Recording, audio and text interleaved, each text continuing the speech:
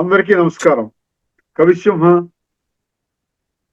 శతావధాని, చిత్రకవి శ్రీ పోకూరి కాశీపతి గారి సారంగధరీయ కావ్య పఠనాన్ని శ్రీ నూతలపాటి వెంకటరత్న శర్మ గారు ధారావాహిక ప్రసంగంగా ప్రసంగిస్తున్నారు.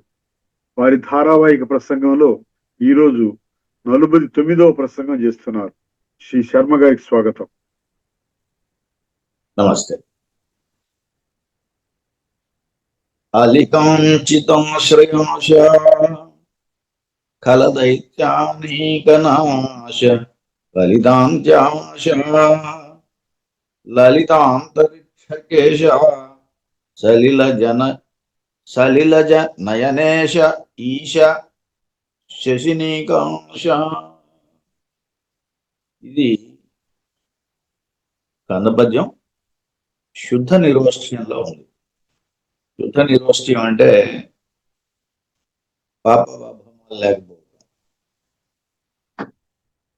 పాపవాభమాలు లేకుండా రాస్తే నిర్వస్యం అంటాం. శుద్ధ నిర్వస్యం అంటంలో అచ్చుల్లో కూడా ఉదాహరణకు లాంటివి కొన్ని పదాలు కలిసేటువంటివి వాడకపోవటం. అలికాంచితాశ్రయాశ, అలిక అంచిత ఆశ్రయ ఆశ.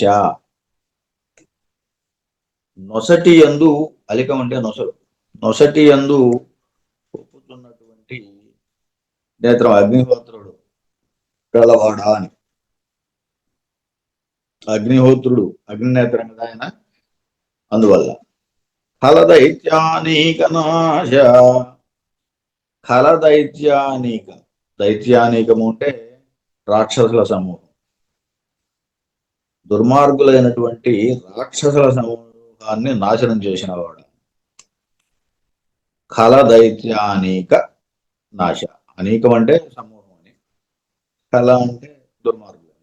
ఖలదైత్యానీక నాశ, నాశనం చేసిన వాడు. కలితాంత్యాశ, కలిత అంత్య ఆశ, దిక్కుల చివరి దాకా. దిక్కుల చివరి దాకా అంటే చివరి దిక్కు అన్నప్పుడు అది ఈశాన్య దిక్కట, చివరి దిక్కు. అదిగో దానికి ఒప్పుతున్నటువంటి వాడు అని. అంటే ఈయన ఈశాన్యాధీశుడు అని కూడా, ఈశాన్య దిక్కుకి అధిపతి అని కూడా, ఈశాన్య మూల అంటాం. అందువల్ల కలిత ఒప్పుతున్నటువంటి లేకపోతే కూడుకున్నటువంటి, అంత్య ఆశ చివరిదైనటువంటి దిక్కు గలవాడు అని. ఈశాన్య దిక్కు కలిగిన వాడు అంటే ఈశాన్య దిక్కు ఆయన అధిపతి అన్నట్టుగా. లలిత అంతరిక్షకేశ, లలితమైనటువంటి అంతరిక్షము, మనోజ్ఞమైనటువంటి ఆకాశమే కేశాలుగా కలిగినటువంటి వాడు. సలిలజ నయనేశ, సలిలజము అంటే నీటి యందు పుట్టేది పద్మం, నయనం అంటే కన్ను. సలిలజ నయనేశ, పద్మమునందు పుట్టినటువంటి, నీటి యందు పుట్టినటువంటి పద్మము వంటి నయనము కలిగినటువంటి వాడు విష్ణువు. ఆయనకి ఈశ, విభుడైనటువంటి వాడు. అలాగే ఈశ, ఈశ నామము కలిగినటువంటి వాడు. శశినీకాశ, చంద్రుని వంటి కాంతి కలిగినటువంటి వాడు. మొదటిదేమో నుదుటి యందు అగ్నిహోత్రము కలిగినటువంటి వాడు, అగ్నిహోత్రము నుదుటి యందు మూడవ కన్నుగా కలిగినటువంటి వాడు. రెండవదేమో దుర్మార్గులైనటువంటి రాక్షసులను సంహరించేటువంటి వాడు. మూడవదేమో ఈశాన్య దిక్కుకి నాయకుడైనటువంటి వాడు.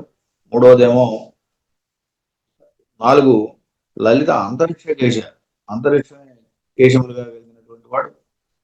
అలాగే సలిలజ నయనేశ, పద్మము వంటి కన్నులు కలిగిన విష్ణువుకి అధిపతి, ప్రభువు అని, విష్ణువు యొక్క విభుడు అని. పురాణాంతర్గతాల భేదాల వల్ల ఇలాంటి ఏర్పడింది ఇక్కడ. ఈశ, ఈశనామము కలిగినటువంటి వాడు శశినీకాశ, చంద్రునితో సమానమైన వాడు అని ఇన్ని విశేషణాలు చెప్పారు ఆయనకి అని. ఇట్లా అనేక విధముల స్తోత్రములను చేసి ఆ పరమేశ్వరుని పూజాధికములు పరిసమాప్తమును వందించిరి. అట్టి ఎడ నా దేవితో ఒక చెలికత్తే. ఇట్లా ఆ రకంగా పరమశివుణ్ణి చాలా పూజ చేశారు, చాలా రకాలుగా స్తోత్రం చేశారు. అక్కడికి అది ముగిసింది. అప్పుడు ఒక చెలికత్తె ఇలా అంటోంది. ఏమంటోంది? రాజిత నగాగ్రమున విహారంబు సల్పు నీలకంఠాతిశయము రాణిలుట కంటే. రాజిత నగాగ్రమున విహారంబు సల్పు నీలకంఠాతిశయము రాణిలుట కంటే. ఇది ద్విపాది పద్యం. ద్విపాది అంటే రెండే పాదాలు, రాయటానికి 4 పాదాలు రాస్తాం, కానీ మళ్ళీ మళ్ళీ అదే రాస్తాం. ద్విపాది అంతే. రాజిత నగాగ్రమున విహారంబు సల్పు నీలకంఠాతిశయము రాణిలుట కంటే అనేది 2 పాదాలు. ఆ 2 పాదాలే 3, 4 పాదాలుగా కూడా ఉన్నాయి. అందువల్ల దీన్ని ద్విపాది అన్నాడు. ఈ ద్విపాది సాధారణంగా ఏకపాది పద్యాలు, ద్విపాది పద్యాలు ఇవన్నీ కూడా చిత్రకళలో భాగంగానే వస్తాయి. మనం ఇంతకుముందు హరిచంద్ర వ్యాఖ్యానంలో ఏకపాది, ద్విపాది, ఏకాక్షరాలు ఇవన్నీ చెప్పుకున్నాం. అలాగే ఇక్కడ కూడా ఇది ద్విపాది పద్యం. రాజిత నగాగ్రమున విహారంబు సల్పు, ఒప్పుతున్నటువంటి నగాగ్రమున పర్వత శిఖరమునందు విహారము చేయును.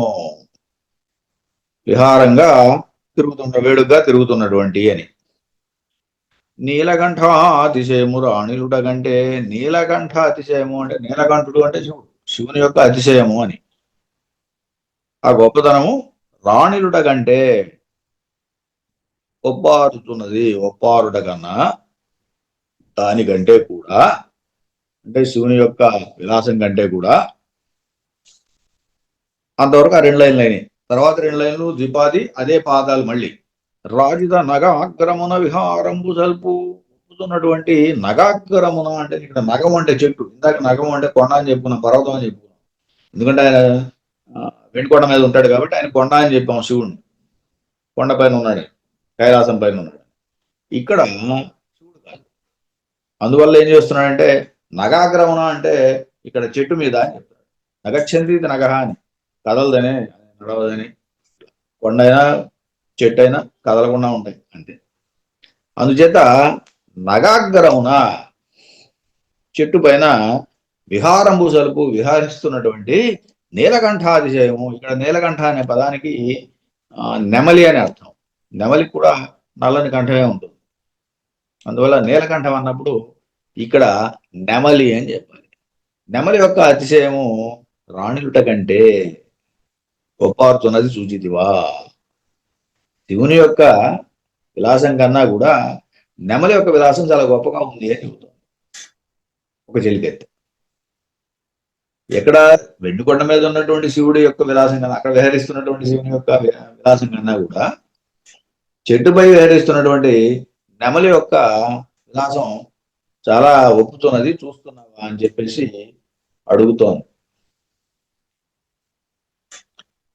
అక్కడ ఏముంది అంటే ఆ చెట్ల మీద కౌశికంబుపైని కౌశికం బెక్కెను, నెమ్మిపైని ఒక్క నెమ్మి ఎక్కే, మల్లికోత్తమమున మల్లికోత్తమం ఎక్కే కంటే తద్విలాస గరిమదేవి. అక్కడ ఉన్నటువంటి ఒక విచిత్రాన్ని చూపించింది. ఏమిటది? కౌశికంబు పైన కౌశికం ఎక్కెను. కౌశికము అంటే గుడ్లగుబ్బ. గుడ్లగుబ్బ మీద గుడ్లగుబ్బ ఎక్కింది. నెమ్మిపై ఒక్క నెమ్మి ఎక్కే, నెమ్మి అంటే నెమలి, నెమలి మీద ఇంకొక నెమలి ఎక్కింది అని. మల్లికోత్తమున మల్లికోత్తమం ఎక్కే, మల్లి ఎందు మల్లికోత్తమము అంటే హంస, శ్రేష్టమైన హంస ఎక్కింది. ఇలా హంసపై హంస ఎక్కింది అని చెప్పడం. వీటికి మరో అర్థం చెప్పుకున్నప్పుడు కౌశికము అంటే గుగ్గిలం చెట్టు. గుగ్గిలం చెట్టు మీద గుడ్లగూబ ఎక్కింది. అలాగే నెమ్మి పైన నెమ్మి ఎక్కింది అంటే నెమ్మి చెట్టు మీద నెమలి ఎక్కింది అని. అలాగే మల్లికోత్తమము అంటే మల్లెతీగ, మల్లెతీగ పైన మల్లికోత్తమం ఎక్కానంటే హంస ఎక్కింది. ఇలా అర్థాలు వచ్చేటట్టుగా చెప్పాడు దీంట్లో. తద్విలాస గరిమదేవి, కంటే గరిమదేవి అని. అంటే ఆ విలాసాన్ని చూస్తున్నావా అని తెలిపితే దేవితోటి నాయకతోటి అంటుంది. ఇలా రెండు అర్థాలు వచ్చేటట్టుగాను ఈ పద్యం చెప్పాడు. కౌశికంబు పైన కౌశికంబెక్కను అంటే మొదటిసారి కౌశికం అనేది వృక్షం. ఆ వృక్షం పేరు గుగ్గిలం చెట్టు. గుగ్గిలం చెట్టు మీద ఎక్కడం అనమాట. నెమ్మి పైన నెమ్మి ఎక్కానంటే ఒక నెమ్మికేమో నెమలేని అర్థం, ఒక నెమ్మికి నెమ్మి చెట్టు అని అర్థం.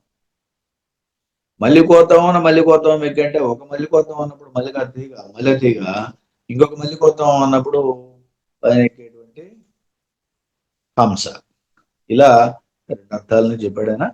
అని పలుపు నర్మగర్భవాక్యంబులకును సుఖ పికాలాపములకు పిన్న కరువు అలిగి రమణిక వేళ విరహాంకురంబు కలిగి తణులంగూడి తొలతడి అరుగు చేరే. ఈ రకంగా మాట్లాడుతున్నటువంటి నర్మ గర్భవాక్యం,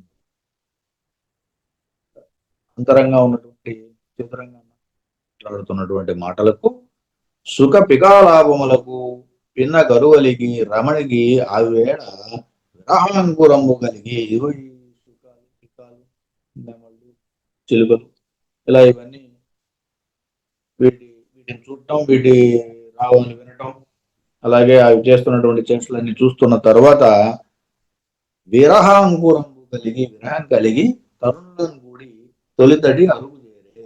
విరహంతో ఆ మొదట ఎక్కడైతే వీళ్ళు కలిసి ఒక అరుగు మీద కూర్చున్నారో మళ్ళీ అక్కడ ఆ ఎత్తైన తిన్న మీదకు వెళ్ళి చేరారు. అక్కడ కూర్చున్నారు ఒక చోట, ఎత్తైన తిన్న మీద కూర్చున్నారు. ఇంతటితో ఈ కథ రెండో ఆశ్వాసం అయిపోయింది. చివరిలో ఒక 2-3 ఆశ్వాసాంత పద్యాలు ఉన్నాయి. ఈ ఆశ్వాసాంత పద్యాలను కూడా ఒకసారి చూద్దాం. ఇది దీని కృతిభర్త అయినటువంటి గద్వాల సంస్థానాధీశుణ్ణి పొగడటం ఎలా ఉందో చూద్దాం. భవభూతి విక్రమ కళా భద్రాత్మ భూధవ బంధూరానుమతని నీతా శాంత పూర విరాజమాన చరిత రాజన్యమానవరాజీన వరాజీ సాధిత జయానందాభినందాభిధా. భవభూతి విక్రమ కళా భద్రాత్మ భూధవ బంధురానుమదనీతా శాంత పూర విరాజమాన చరిత రాజన్యమానవరాజీన వరాజి సాధిత జయానందాభినందాభిదా. ఇది పద్యం. ఇందులో ఏదో చెప్పిందే చెప్పినట్టుంది. భవభూతి భద్రాత్మ దవబంధు తాశాంత రవిరాజ రాజన్య నవరాజీన వరాజి సాధిత నందాభి. ఇలా ఒక పదం వెంటనే అవయవధానంగా అర్ధభేదంతో రావడానికి క్షేకానుప్రాస అంటారు. దీన్ని క్షేకానుప్రాసలో రాశారు ఈ పద్యాన్ని. ఏమిటంటే భవభూతి ఈశ్వరుని వంటి ఐశ్వర్యము కలిగినటువంటి వాడు వాళ్ళ ఈ కృతి భర్త. భవభూతి కుమారస్వామి వంటి వాడట. విక్రమంలో పరాక్రమం కలిగినటువంటి వాడు. భవభూతి అంటే కుమారస్వామి అని చెప్పారు. కుమారస్వామి వంటి పరాక్రమం కలిగిన వాడు. ఆయన దేవ సైన్యానికి సైన్యాధిపతి. ఆయన తారకాసుర కుమారస్వామిని సైన్యాధిపతిని చేశారు.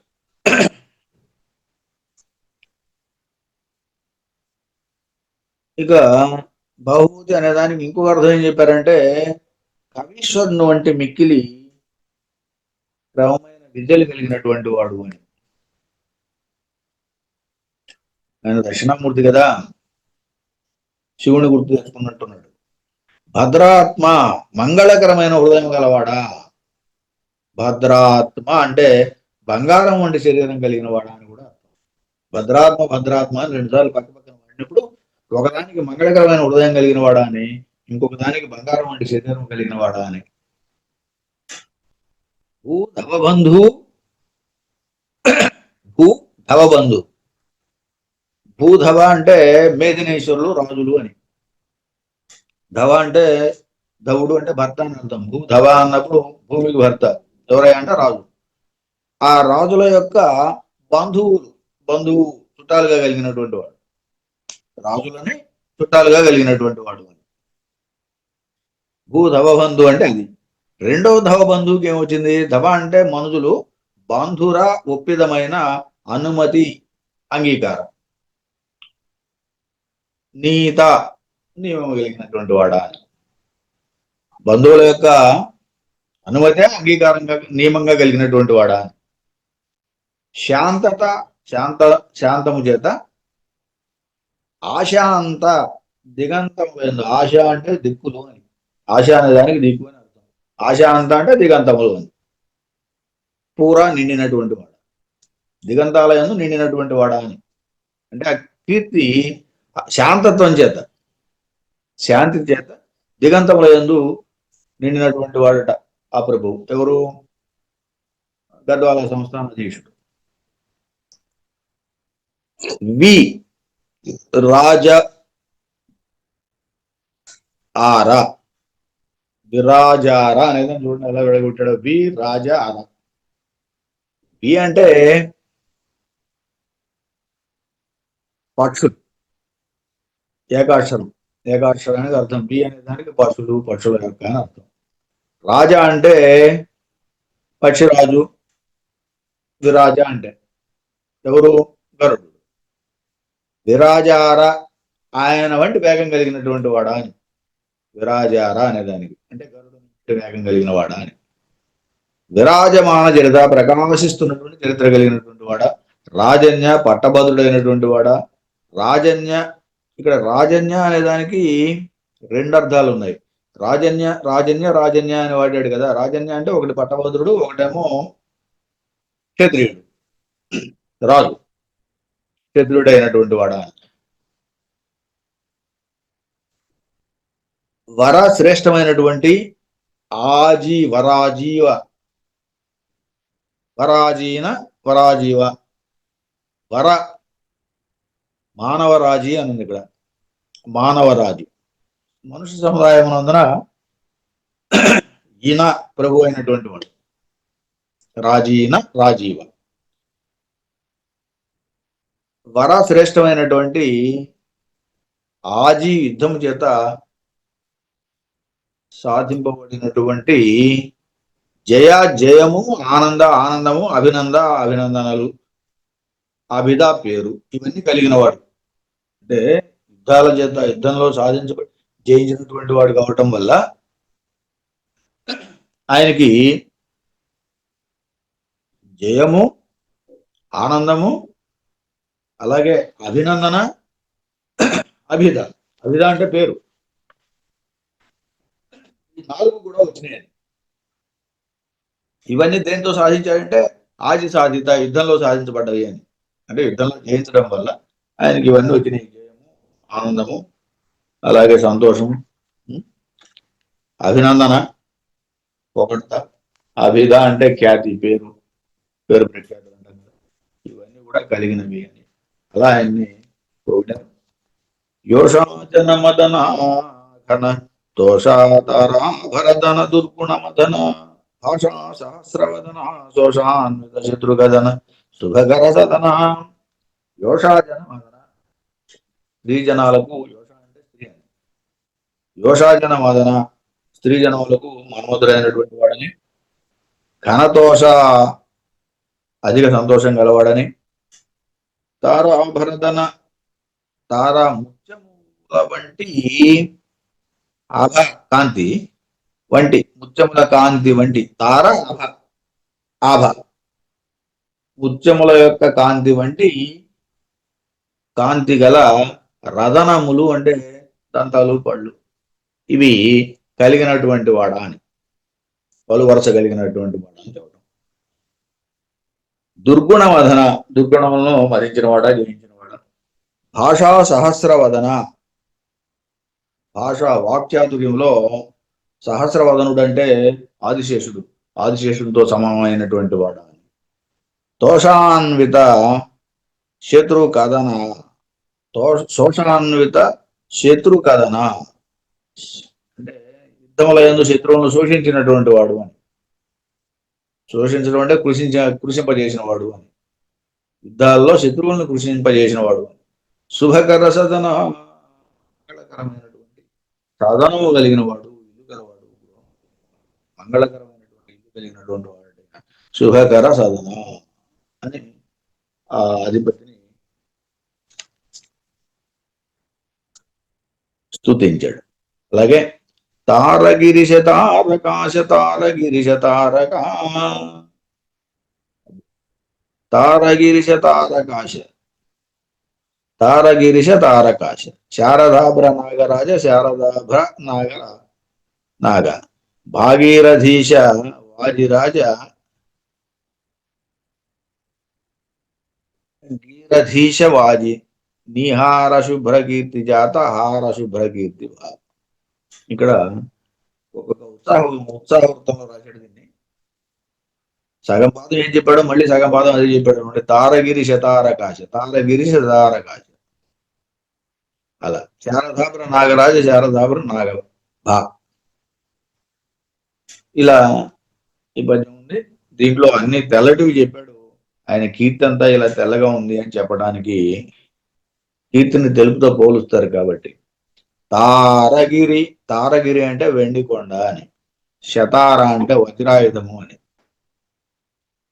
కాశ అంటే రెల్లు, తార అంటే ముత్యం, గిరిశ అంటే ఈశ్వరుడు, ఈశ్వరుడు కూడా తెల్లగా ఉంటాడు. తారక నక్షత్రాలు, ఇవి కాంతివంతమైనవి. శారద ఆభ్ర, శరత్కాల మేఘం తెల్లగా ఉంటుందని. నాగరాజ ఆదిశేషుడు, ఈయన కూడా తెల్లగా ఉంటాడని. శారద సరస్వతి, అభ్రనాగ ఐరావతం, భాగీరథి గంగ, ఈశవాజీ శంకరుని అశ్వం, శంకరుని యొక్క వాహనం ఏమిటది, అది తెల్లగానే ఉంటుంది. ఈశవాజీ రాజ చంద్రుడు, గీరధీశవాజీ గీహి అధీశుడు, వాక్కుకు అధీశుడు, ఆయన యొక్క వాణి. సరస్వతి వల్లభుని యొక్క వాణి ఏమిటది, హంస. సరే, నిహార మంచు, ఇది కూడా తెల్లగా ఉంటుంది. శుభ్ర కీర్తి జాత, శుభ్ర కీర్తి జాత, శుభ్ర తెల్లనైనటువంటి కీర్తి జాత అంటే పంకజముల యొక్క హార, సరములు వంటి, హారములు వంటి. శుభ్ర కీర్తి, శుభ్ర కీర్తి భా, శుభ్ర అంటే అభ్రకము, అభ్రకము వంటి, కీర్తి భా యశస్సు కలిగినటువంటి వాడు, యశస్సు ప్రకాశము కలిగినటువంటి అంటే ప్రకాశం కూడా, కాంతి కూడా. కీర్తిభ అంటే యశస్సు అనేటువంటి ప్రకాశం కలిగినటువంటి వాడు. ఇక్కడ శుభ్రము అనే పదానికి అభ్రకము అనేది కొంత విశేషమైన అర్థం. డిక్షనరీస్లో ఎక్కడో శబ్దార్థ చంద్రికలో చూడండి అని చెప్తున్నారు. మొత్తం మీద ఇవన్నీ కూడా తెల్లటి పదార్థాలు, వస్తువులు చెప్పారు ఆయన. ఇవన్నీ కూడా తెల్లగా ఉన్నాయి, ఆయన కీర్తి కూడా అలాగే తెల్లగా ఉంది అని చెప్పడానికి ఈ పద్యాన్ని చెప్పారు. ఇంతటితోటి మనకి ఆశ్వాసాన్ని పూర్తి చేశాం. ఇది శ్రీ పరమేశ్వర వర ప్రసాదలబ్ధ చతుర్విధ కవితా విచిత్ర విశ్వకర్మకుల పవిత్ర భద్రదత్త గోత్ర ఓకూరి వంశాబ్ది కైరవ మిత్ర రామలక్ష్మాంబాసుభయాచార్య తృతీయ పుత్ర కవిసింహ బిరుద పాత్ర బుధ జనానుమతి కాశీపతి ప్రణీతమైన సారంగధరీయము అను త్రియర్థి కావ్యమునందు ద్వితీయ ఆశ్వాసము సంపూర్ణము. రెండో ఆశ్వాసం పూర్తయింది. ఇక్కడ వరకు ఈ రోజుకు స్వస్తి. శ్రీ పోకూరి కాశీపతి గారి సారంగధీరీయ కావ్య పఠనాన్ని గావించిన శ్రీ నూతలపాటి వెంకటరత్న శర్మ గారికి ధన్యవాదాలు.